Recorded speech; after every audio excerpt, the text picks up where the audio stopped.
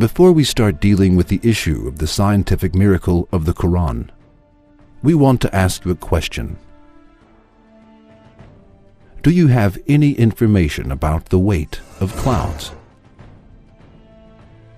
If you do not have any information, we want you to make a guess about the weight of clouds. What do you think the weight of clouds is? Or, let us simplify our question. Do you think clouds are heavy or light? You will probably answer this question as light. However, the Quran stated 1400 years ago that clouds were not light at all, but on the contrary, they were very heavy. Now, let us have a look at the meanings of some verses regarding this issue.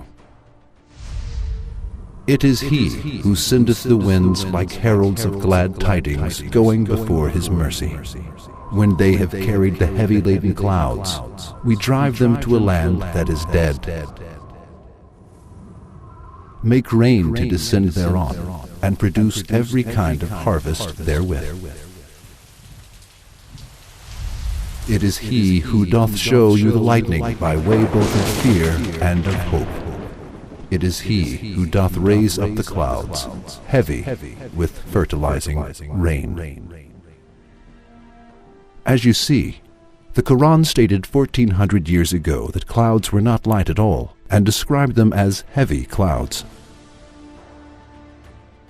What do scientists say regarding this issue? Are clouds really as heavy as the Quran states? According to the research made in recent years, quite astonishing figures about the weight of clouds have been found. For example, a cumulonimbus cloud, known as the thunder cloud, can contain up to 300 tons of water. Yes, you did not misread it. We are mentioning clouds as heavy as 300 tons. The fact that a mass of 300 tons is caused to stand in the sky without any support is something that astonishes the mind. It is more interesting that this information is mentioned in the Quran. The weight of the precipitation that covers an area of 50 kilometers square at a height of 1 centimeter is about half a ton. Now, let us think of this. At the time when the Quran was revealed, it was impossible for people to have this information about the weight of clouds.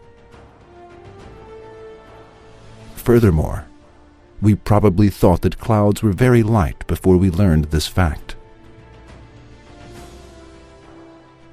However, clouds weigh hundreds of thousands of tons, and this fact is included in the Quran. How can it be doubted that the Quran is the word of Allah after hearing this information? If it is doubted, how can the information given by the Quran be explained? It cannot be explained in any way. There is only one explanation of the fact that the weight of clouds is mentioned in the Quran.